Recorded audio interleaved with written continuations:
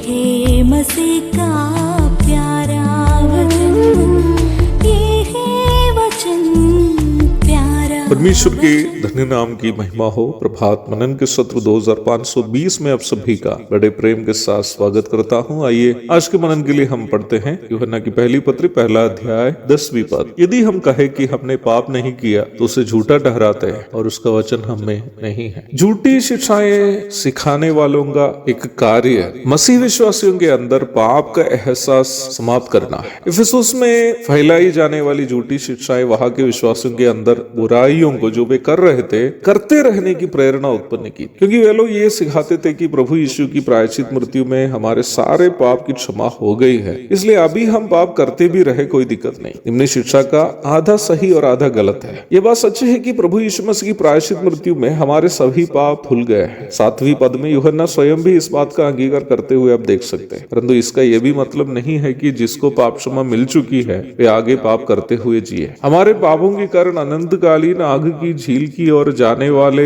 हमें नरक में हमें जो भी सजा मिलने वाली थी उन सारी सजा को प्रभु यीशु मसीह ने क्रूस पर हमारे बदले सहकर हमें उस भयानक नरक से उन्होंने छुड़ाया। पाप का दंड से यीशु मसीह के कारण छुटकारा पाए हुए लोग पुनः उन पापों में कैसे जी सकते हैं? यदि ऐसे मसीह विश्वासी जीवन बिताए तो क्या ये यीशु मसीह का अपमान करना नहीं है? वास्तव में उद्धार पाए हुए लोग कभी भी पाप में आनंद लेते हुए कभी भी जीवन जारी रख नहीं पाए। जैसे कि मैंने बीते प्रभात मनन में बताया था, वास्तव में उद्धार पाए हुए एक व्यक्ति का एक बड़ा प्रमाण ये होगा कि वो अपने पाप पर पश्चाताप करता है। यूहन्ना भी इस बात को यहाँ स्पष्ट कर रहा है कि यदि हम कहे कि हमने पाप नहीं किया तो उससे अर्थात प्रभु को हम झूठा ठहर रहे हैं और उनका वचन हमें नहीं। वचन इस बात को स्पष्ट करता है कि यद्यपि हमारी आत्मा का उद्धार यीशु मसीह को ग्रहण करते समय क्यों न हुआ, जब तक हम संसार में रहते हैं तब तक हम पापवास करने वाले शरीर में ही जीवन बिता रहे हैं। रोमी अध्याय 7 की 18 से 20 तक पढ़िएगा। हमारे शरीर का छुटकारा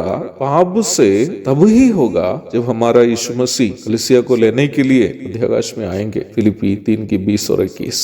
इसलिए प्रेरित पौलुस कुरिन्थियों को अपनी पहली पत्र लिखते वक्त इस प्रकार कहता है, क्योंकि मेरा मन मुझे किसी बात में दोषी नहीं ठहरता, परंतु इससे मैं निर्दोष नहीं ठहरता, क्योंकि मेरा परखने वाला प्रभु है। 4 की 4 पढ़िएगा पहला कुरिन्थी। उद्धार पाए हुए विश्वासी लोग अपने पापों को छिपाने वाले नहीं बल्कि अपने पापों पर पश्चाताप करने वाले और उसे त्यागने वाले होना चाहिए। नीति वचन 28 की 13 में हम इस प्रकार पढ़ते हैं, जो अपने अपराध छिपा रखता है उसका कार्य सफल नहीं होगा, परंतु जो उनको मान लेता और छोड़ भी देता है उस पर दया की जाएगी। हर एक मसीह विश्वासी प्रतिदिन अपने जीवन में अवश्य करते रहने के कार्य को हम यहाँ देखते हैं। हमें हमेशा ये याद रखनी है कि हमारे शरीर पाप में है, इसलिए हम सही समझकर करने वाले कई कार्य भी जरूरी नहीं है कि परमेश्वर की नजर में सही हो। मेरी सास माँ प्रतिदिन शाम को करने वाला एक कार्य मुझे काफी प्रभावित किया है। वो प्रत्येक शाम को कुछ समय प्रार्थना के लिए अलग करती है। शाम की प्रार्थना में वह सुबह से